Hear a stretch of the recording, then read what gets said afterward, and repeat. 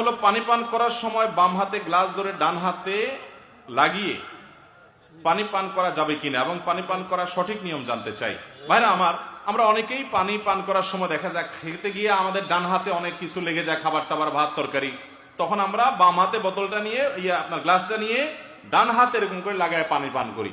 অনেক ওলামায়ে কেরাম বলেছেন ডাইরেক্ট তো বাম হাতে হলো না, দুই হাত লাগছে, এটা বাম হাতে, শুধু বাম হাতে খাওয়া না জায়েজ। নবী সাল্লাল্লাহু আলাইহি সাল্লাম এক ব্যক্তিকে বলেছেন কুল বিয়ামিনিকা, তুমি ডান দিক থেকে খাও, ডান হাতে খাও।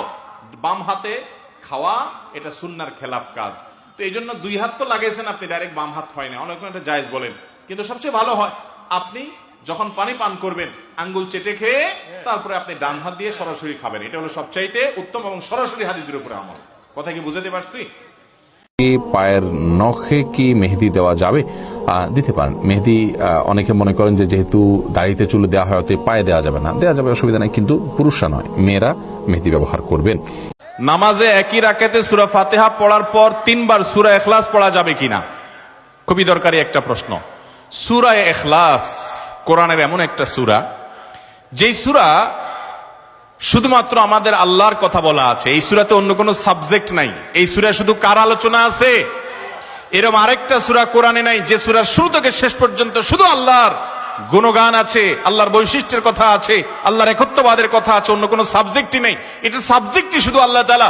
এই জন্য এক সাহাবী এই সূরাকে খুব ভালোবাসতেন। তিনি মানুষের ইমামতি করতে গিয়ে সূরা ফাতিহার পরে অন্য যা পড়েন না পড়েন সাথে সূরা ইখলাস অবশ্যই পড়তেন। 2 জন সাহাবীর জীবনে এরকম ঘটনা পাওয়া যায়। একজন সম্ভবত মসজিদে কুবার বা এরকম কোন মসজিদের ইমাম ছিলেন, আরেকজন জিহাদের ময়দানে এই কাজ করতেন। সাহাবীরা এসে বলছেন, ইয়া রাসূলুল্লাহ, উনি নামাজ পড়ালে অনেক লম্বা সময় ধরে সালাত আদায় করে, আমাদের কষ্ট হয়ে যায়। নবীজি ডেকে বলছেন, তুমি কেন এই কাজ করো? বললেন, ইয়া রাসূলুল্লাহ, সূরা ইখলাস, এখানে আমাদের রবের কথা বলা হয়েছে, আমার রবের পরিচয়ের উল্লেখ দেওয়া হয়েছে। এটার নামই সূরা ইখলাস, তাওহীদকে খালেজ করার সূরা, শিরক মুক্তির সূরা, আমার রবের গুণের সূরা। এখানে অন্য কারোর ইস্যু নাই, শুধু আমার আল্লাহর কথা বলা আছে। এই জন্য সূরার মর্মটা, এর অর্থটা আমাকে খুব স্পর্শ করে, আমার খুব ভালো লাগে। এই জন্য সূরা ফাতিহার পরে অন্য যা পড়ি না পড়ি, অতিরিক্ত সূরা হিসাবে, সূরা মিলার অংশ হিসাবে সূরা ফাতিহাটা আমি অবশ্যই পড়ি। নবী করিম সাল্লাল্লাহু আলাইহি সাল্লাম বলেছেন, এই সূরার ভালোবাসায় তোমাকে জান্নাতে নিয়ে যাবে। এই জন্য ভাই দেখবেন সকাল সন্ধ্যায় সূরা ইখলাস, সূরা ফালাক, সূরা নাস 3 বার 3 বার, সকাল সন্ধ্যার পাশাপাশি 5 ওয়াক্ত সালাতের পরে একবার, রাতের শোয়ার সময় আবার 3 বার 3 বার, মানে সূরা ইখলাস এতবার পড়ার আল্লাহ তাআলা ওজিফা করে দিয়েছেন। আমরাও সূরা ফাতিহা সবচেয়ে বেশি পছন্দ করি। এই মজলিসে যত লোক আছেন, আমার বিশ্বাস বেশিরভাগ মানুষ সূরা ইখলাসকে মহব্বত করেন। তবে সেটা ওই সাহাবীর মহব্বত করে না, নামাজ শর্ট করার জন্য। ঠিক না? অনেকে আছে দেখা যায় সূরা ইখলাস ছাড়া কিছু পড়ে না, কারণ কি? আয়তনে নামাজটা তাড়াতাড়ি শেষ করার জন্য। এইটার কারণে জান্নাতে যাবেন না, আবার খুশি হয়ে যায় না যে আমি এত বেশি বেশি পড়ি। আপনার নিয়ত যদি হয়, মতলব যদি হয় নামাজ সংক্ষিপ্ত করা, তাহলে হবে না।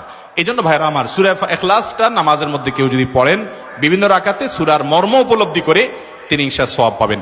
এই সূরার তাফসীর জানবেন। একদিন ইনশাআল্লাহ কোন একটা প্রোগ্রামে কোন আলেম থেকে সূরা ইখলাসের তাফসীরের উপরে 1 ঘন্টা আধা ঘন্টা ওয়াজ শুনবেন, খুব গুরুত্বপূর্ণ। সূরা ইখলাস এটা যদি কেউ 3 বার 4 বার 5 বার পড়ে, শুধু সূরা ইখলাস না, অন্য সূরাও, সূরা ফাতিহার পরে আপনি সূরা ইখলাস 3 বার পড়লেন, সূরা ইযা জা 2 বার পড়লেন, অন্য সূরা 3 বার পড়লেন, কোনটা রিপিট করলেন, একই আয়াত বারবার পড়লেন, এটাতে কোনো অসুবিধা হবে না। আপনি বারবার পড়তে পারেন, কোনো অসুবিধা হবে না ইনশাআল্লাহ। তবে লক্ষ্য রাখবেন, প্রথম রাকাতের চাইতে দ্বিতীয় রাকাতটা তুলনামূলক একটু ছোট হবে। হ্যাঁ, আয়তনে পরিমাণে একটু ছোট হবে, এটাই সুন্নাহ। নবী করিম সাল্লাল্লাহু আলাইহি ওয়াসাল্লাম প্রথম রাকাত যদি 2 মিনিট ধরে পড়তেন, দ্বিতীয় রাকাত 1.5 মিনিট, অর্থাৎ একটু কমায়া পড়তেন, এটাই তার সুন্নাহ ছিল। বাস, এরপর আপনি এবার সূরা ফাতিহার পরে 1 সূরা বারবার পড়েন, হ্যাঁ, কয়েক সূরা বারবার পড়েন, বা অন্য একটা সূরা পড়ে আরেকটা সূরা বারবার পড়েন। সূরার মহব্বতের কারণে, মর্মের কারণে, একই আয়াত জাহান্নামের কথা আছে, জান্নাতের কথা আছে, আল্লাহর কথা আছে, সেজন্য আপনি বারবার পড়েন, কোনো অসুবিধা নাই ইনশাআল্লাহ। শুক্রবার ছেলেদের জুমার নামাজ শেষ না হলে মেয়েরা জোহরের নামাজ আগে পড়তে পারবে কি না, এবং পড়লেও নামাজ হবে না, এরকম অনেকে বলেন, এমনটি সঠিক কিনা? বনরূপসা, দেখুন, শুক্রবার বা জুমার দিনে মেয়েরা মেয়েরা পুরুষদের সালাতের অপেক্ষা করবেন না, বরং ওয়াক্ত হয়ে গেলে তারা সালাত আদায় করবেন।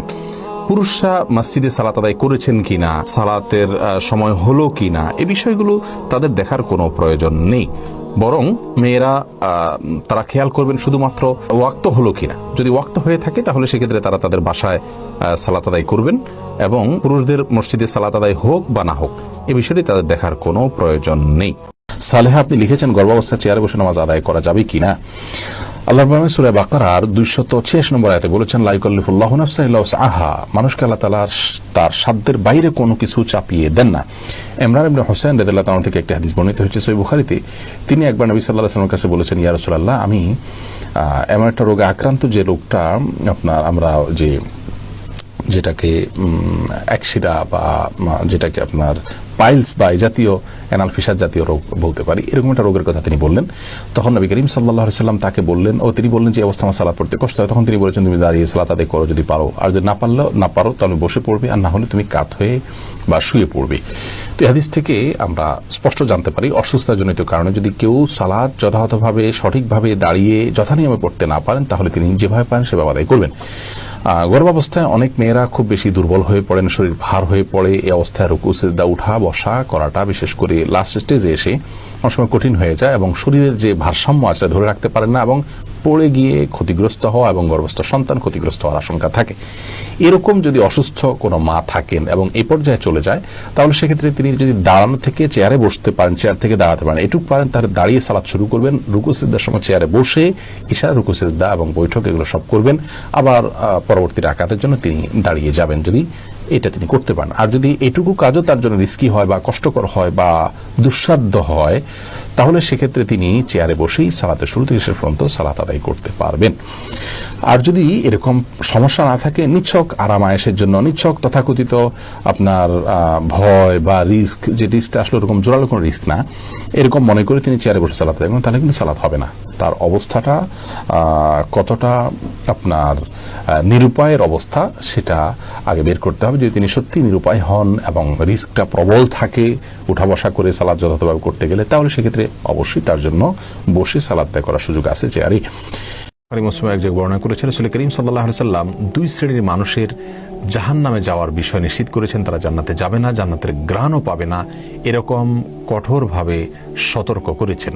তাদের মধ্যে থেকে এক শ্রেণীর মানুষ হলেন ওই সমস্ত নারীরা, ওই সমস্ত মেয়েরা যারা এমনভাবে পোশাক আশাক পরে বের হন যে পোশাক পরা না পরার সমান। সেটা আটো শার্ট অতিরিক্ত টাইট হওয়ার কারণে অথবা অতিরিক্ত পাতলা হওয়ার কারণে, শর্ট হওয়ার কারণে, সংক্ষিপ্ত হওয়ার কারণে তাদের পোশাক পরা না পরার সমান, অর্থাৎ তাদের শরীরের অংশ প্রকাশিত হয় এবং তারা অন্যের দিকে ধাবিত হয়, ঝুঁকে পড়ে এবং অন্যকে নিজের দিকে আকৃষ্ট করে এবং সেই সাথে তাদের মাথার চুলগুলোকে এমনভাবে বাঁধে খোপা করে যে সেটা মাথার উপরে আলাদা ওঁটের পিঠের মধ্যে যে কুঁজ থাকে সেই ওঁটের কুঁজের মতো করে উঁচু করে বাঁধে।